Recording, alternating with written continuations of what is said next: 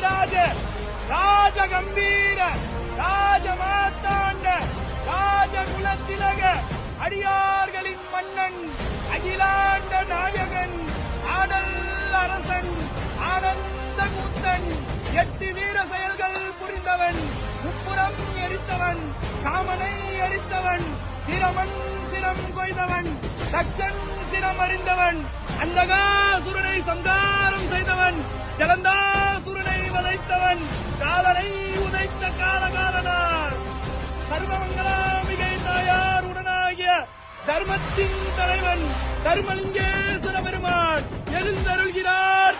வருகிறார் வருகிறார் வருகிறார்.